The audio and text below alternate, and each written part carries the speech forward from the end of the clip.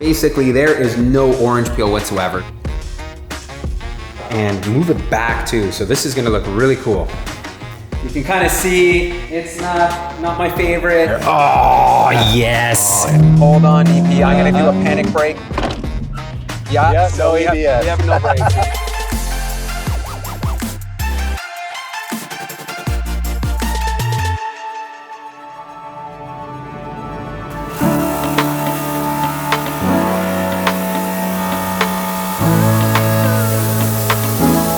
Last episode, you saw us power wash the engine bay before installing a bunch of Go Fast goodies, and now it's time for us to give the rest of the car a serious cleanup because the previous owner definitely did not go to the Zoolander Center for cleaning good. But as you can see, I not only look like a Zoolander grad, I also clean like one thanks to the full Simonized catalog of cleaning products.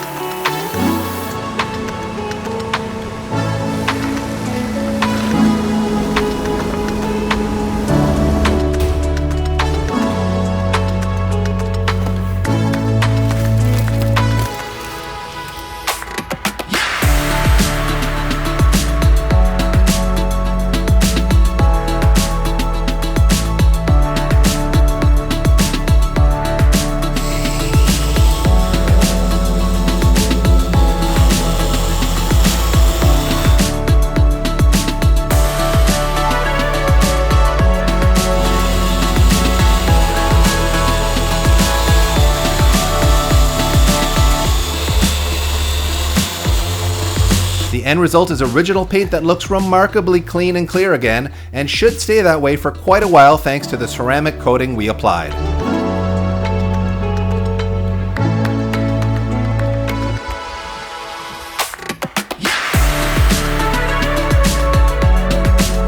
The interior needed an equally deep clean, especially the front passenger seat and that gigantic coffee stain. Okay, I didn't sniff it, so I can't guarantee it's a coffee stain, so hit us up with your best or grossest stain theory in the comments below.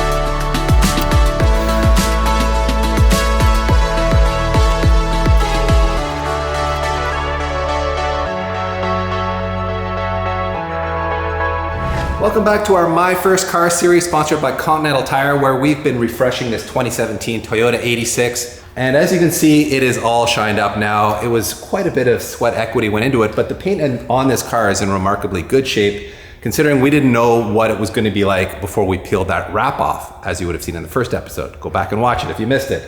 So it was kind of a roll of the dice, but we got lucky because as you can see, the paint has polished up very nicely. And the interior, though very dirty, also cleaned up very well.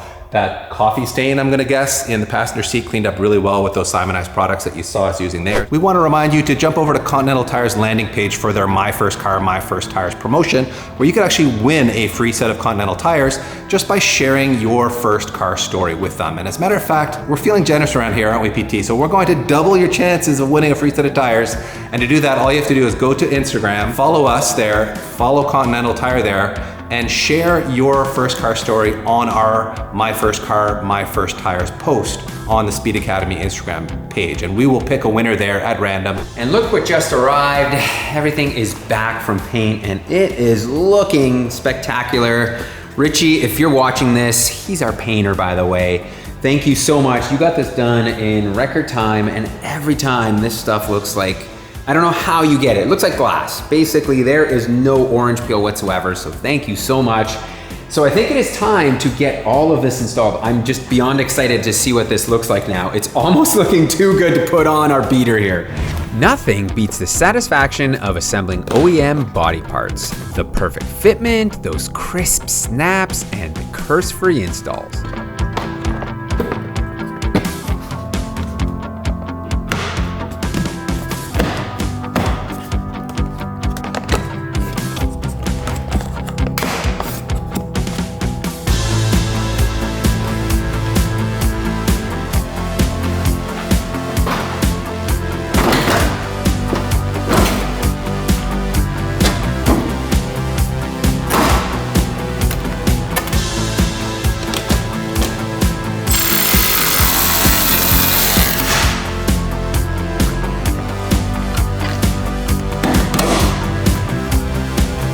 But as you're about to see, I've got to give credit where credit is due.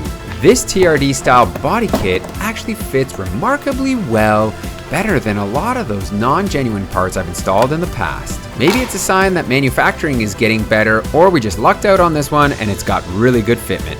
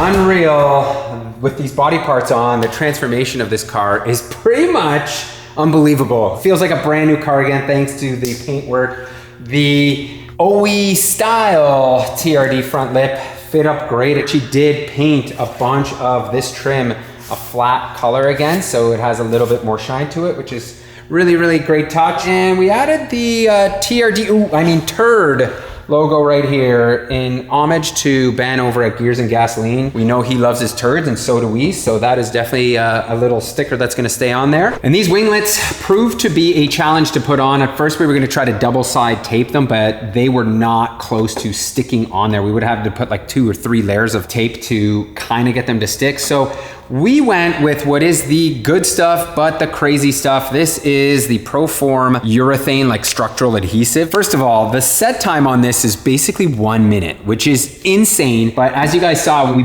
basically glued this on here, and it is on here. It is not coming off. And we made that executive decision because we figured we're gonna need to take this off, then the fender itself is gonna have to be repainted or replaced. So it's gonna be a problem anyways, we don't care. And these replica TRD side skirts also fit up remarkably well. The one issue we do have is our fender is basically bowed out here. So you see there's a gap here, there's no contact with the side skirt, which isn't a huge deal, but there's no real way to fix this without fixing the fender gap of it pushing itself out. And if you guys recall, this was a white bumper that we had painted red. I tried hard to find a 2017 up bumper, which is just slightly different. It has almost like a little diffuser that runs along this area here, but just could not find one. So we are sticking with this for now. I'd love to get your guys' suggestion as to what we should put underneath here. Should we put like a diffuser? There is a TRD piece that goes on here, which is basically like a pretty big piece that covers this whole section, which I'm really eyeing. That might be the way to go. However, I'm still not sold on it, so post in the comments, let me know what you guys think. I left the spoiler off for good reason. Richie did paint this piece red, so this was usually a black color, but I think the accent of the red is gonna make it look really good. And this is how it would normally mount. So it is it looks good, it's fine, but it is pretty low. And we have a very cool solution to kind of get this up to what is, I think, proper wing spec.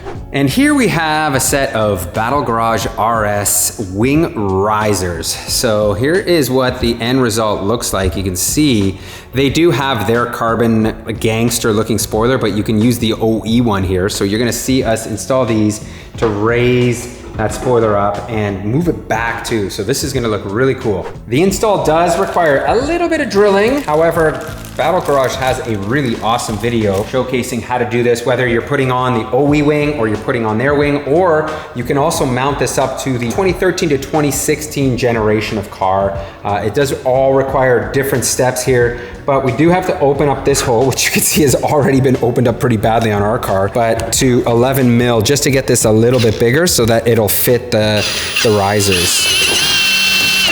Just like that. And just like that. And now we're going to take the riser mount here from Battle Garage and install it onto the OE spoiler.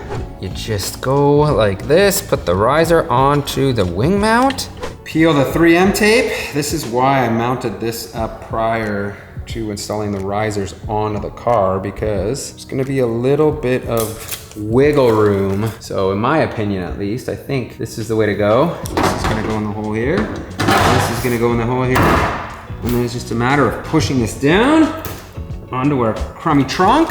Now we put the backing plate on, and your trunk should not look like this. Somebody has been in here and massacred this whole area. This will be a little bit tighter and looking cleaner. However, if you're going for the bigger wing option, there are riv nuts that you can put into these 3 holes that'll just give you more support.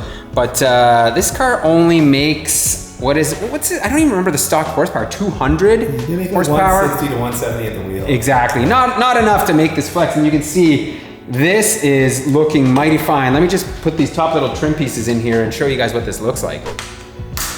Throw that on. Oh, DP. Guys, this is the way to go. Look at this. It looks like, this is the definition of OEM Plus. This is totally what I love. Just the right height. It's not like overbearing. Using the stock little wing. I mean, it could be a little wider. Yeah, it could. I do like the Battle Garage one a lot. Has just like a better profile. We might do that in the future, but for a like cheap, inexpensive mod, this I think is pretty great. We've got one little last upgrade or downgrade if your opinion is that these lights are the greatest thing on earth. These are obviously aftermarket, and they kind of remind me of BMW lights, like the CS, the competition spec lights. These to me are kind of created to mimic it. I don't love them. The brake doesn't look good either, in my opinion. You can kind of see it's not my favorite. They're just a little too aftermarket for me. And I think we've got a great solution that's aftermarket, but looks way cleaner. So out these come. The other thing that I don't really love about them is they don't have any like OEM red on them. They're more of a tinted setup, and here is the replacement. What looks to be an OEM taillight from Subaru or Toyota is actually, I think, from V-Land. There's no marking on here, but I'm pretty sure these are V-Land taillights, and as you can see, they resemble very much what the OE light looks like, except they have a full LED band where the other one has, I think, a rear light there. So let's get these popped in here and see what they look like. Now, come on, don't you think those look way better? By the way, I scooped these up used, so they still need a little bit of cleanup, but these were like 200 bucks, which is very affordable. And I think they just streamline the look of the car from the rear. That looks so much better, in my opinion. You don't have some fancy dancing going on, but this is the more mature look. Oh, we got a crack here, DP. Oh, you're right. We didn't see that though. A little blemish. Oh no. Well, man, that's $200 too much now, all of a sudden. So, but post in the comments, guys, which one you prefer. Well, we're almost ready to cut to the beauties and show you the final product here. But before we do that, we need to take these OE wheels and tires off, which we put back on just because we didn't want to get the new ones dirty when we give the car that big cleanup. But before we take these off, we do want to point out to you that if you buy a $7,500 Toyota 86 like we did, chances are it's going to come on a set of ball tires like this. You can see these are actually corded on the inside because these were probably used when the car was super low, so it was getting, camber and toe wear. And what you don't want to do, even if you're 18 and on a budget, is roll around on ball tires like this because it is a recipe for disaster. On the front end, you're gonna like understeer off the road in the wet. If these were on the rear, you're gonna oversteer off the road in the wet. Bad things happen when your tires look like this. And that means it's time for you to get a fresh set of Continental tires. You might think hockey is the most popular martial art in Canada, but I can assure you the #1 form of combat here is called rust control. And for that, we continue to be black belts in applying Fluid Film Black, a wool wax-based corrosion preventative and penetrating lubricant that's been widely used in automotive and marine industries to protect all metals with a long-lasting, non-toxic coating.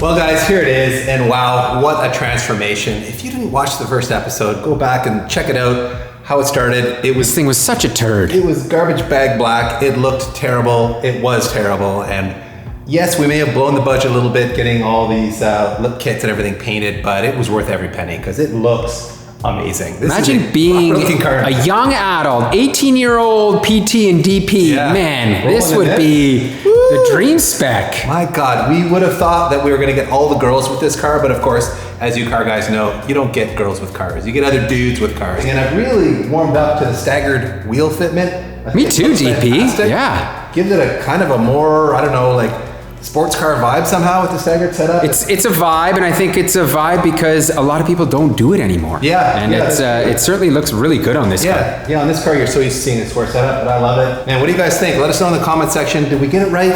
Do you like the ride height? Is it a little too high? Personally, I think it's a very usable and still very stylish ride height, but what really matters most, PT, how does this thing drive? So let's go find out right now. Whoa, DP. We almost forgot to do one of the most quintessential and important things that all young people love to do to their cars, and that is sticker tuning. So the stickers that come in the boxes of the parts that we installed, we had an iBox sticker.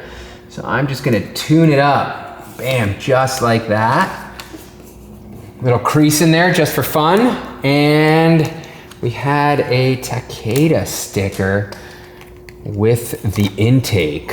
Oh, look at that. Oh yeah, this is like full theme. Should I put them in the middle? Let's just send them in the middle there. Oh yes. Oh yes. That is exactly what I'm talking about. Now we are ready to take this thing for a drive.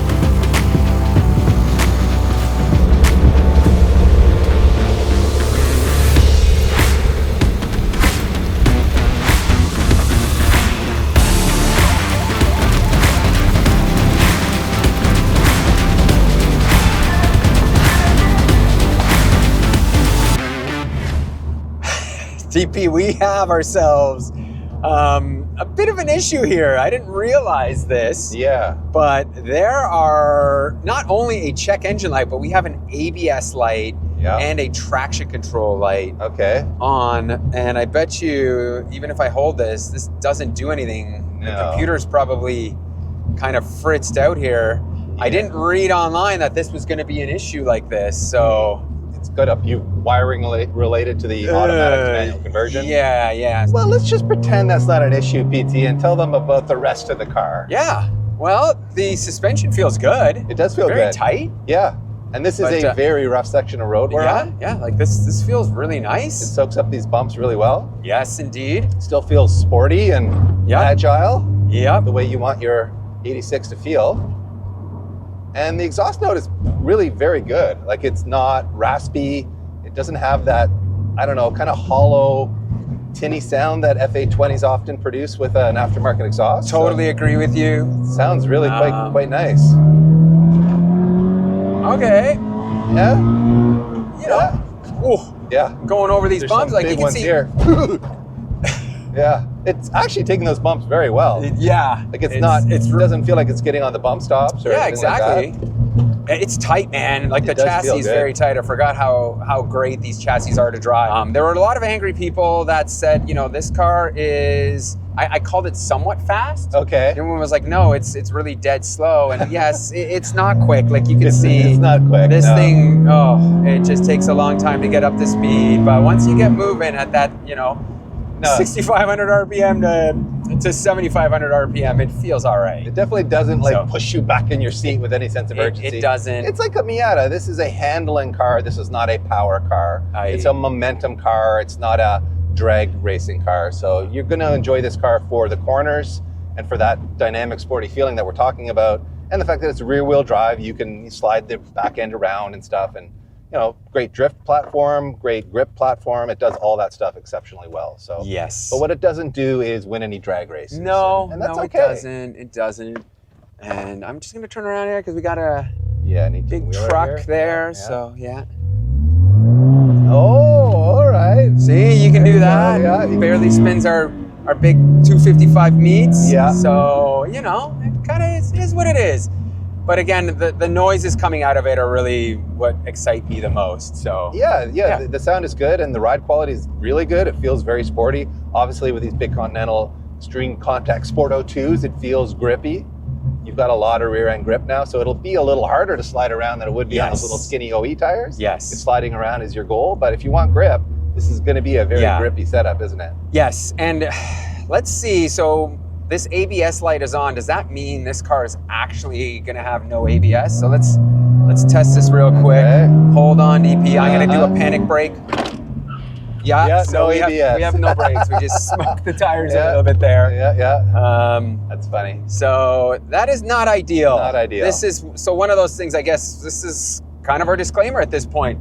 You know, I did not expect the other ABS and traction control lights on. So if you're building kind of a fun car that you want to go just like rip on and not worry about ABS, like the ABS thing I don't love. Yeah. Because for me, ABS you really want. It's a safety feature. Exactly. The traction control, that's something, you know, from a perspective of if you want to have like a drift car or like a track car, then this is already ready to go and set up. True. So it's nice in that sense. Well, there you have it, guys. That is a wrap on our My First Car build presented by Continental Tire. And we're wondering, what do you guys think of it? Did we go too far? Did we blow the budget on a My First Car style build? Or did we go just far enough to make it what we think is a really nice, drivable car and a great looking car at that? The reason we kind of took half measures on that manual swap, well, let's just say we've got more plans for this car. We are thinking engine swap. We are thinking track-oriented type of build. We miss our old FRS, and this is just an opportunity to build what we think is a tremendous chassis into what can be a really great track car. So what kind of engine swap we're gonna do, everybody? We'll leave that up to your imagination. Obvious choices would be, well, there's the K-swap option, there's the LS swap option, there's the beam swap option, there's the 1UZ swap option, there's the rotary engine swap option, or there's the EV conversion option. So let us know in the comments below what you would choose if you were gonna do like a track-oriented build on this. And of course, guys, do not forget to go to the Continental Tire landing page in the link in the description below and share your first car story with them there for a chance to win a set of Continental tires. And if you jump over onto our Instagram page and their Instagram page, like both of those pages, you'll get a second chance to win a free set of tires just by sharing your story on our Instagram post. Thank you very much, Continental Tire, for all your support. Thank you guys for all your support, and we hope you enjoyed this one because we sure did.